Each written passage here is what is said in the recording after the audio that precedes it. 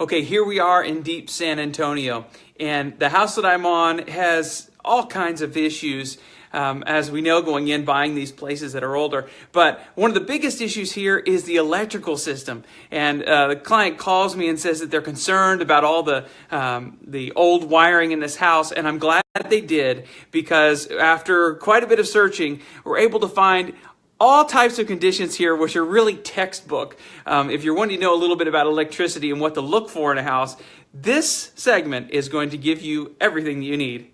Let's take a look. Okay, this panel has old fuse type receptacles here, you can see. Another deal, if you look here, they've got a new wire, a new supply. This guy right here is the new black supply, and it's copper. And around it, you've got cloth type wiring. You've got copper, cloth encased copper wiring. And you have cloth encased aluminum wiring. And this is what real estate agents are trained to look out for. A lot of times you hear them say this one has aluminum wiring. And this is what we're talking about, because the aluminum wiring will get dented and pull away from the screw, and it can cause arcing.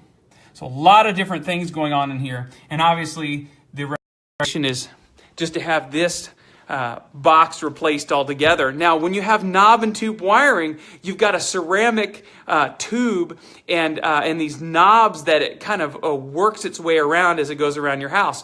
Now, it's just old wiring, and it's not necessarily bad in and of itself, except when it gets old, it can deteriorate and be damaged. The other thing with knob and tube wiring is that there's no ground wire anywhere. And so a lot of times what you'll have in these older homes is they've updated them, the receptacles with 3-prong receptacles, 2 hots, or the hot and the neutral, and then the ground.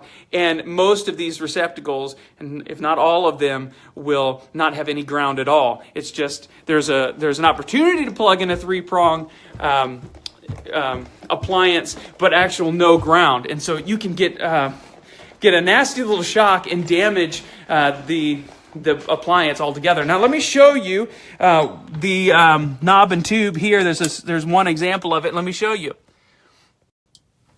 So if you've never seen it before, so here's the ceramic type knob, or tube rather.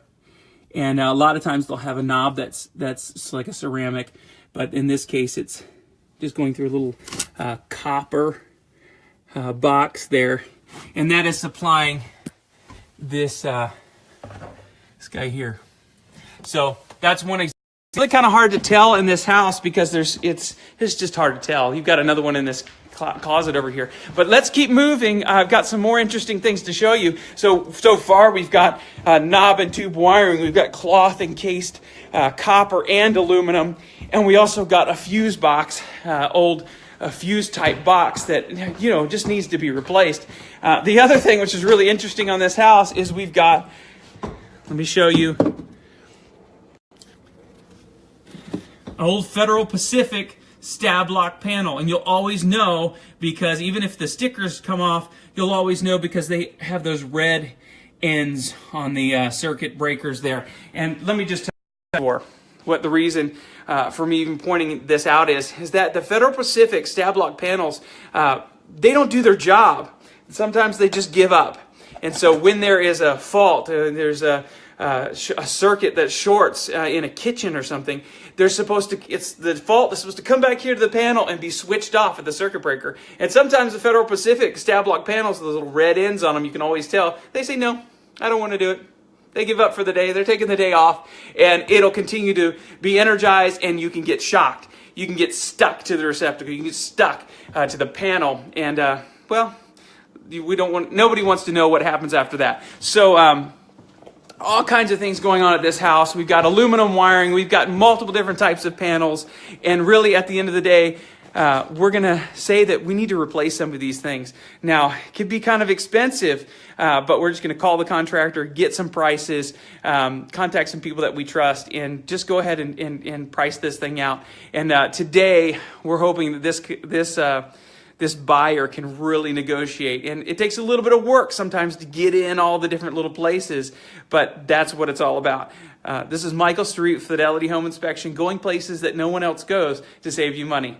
Thanks a lot, guys.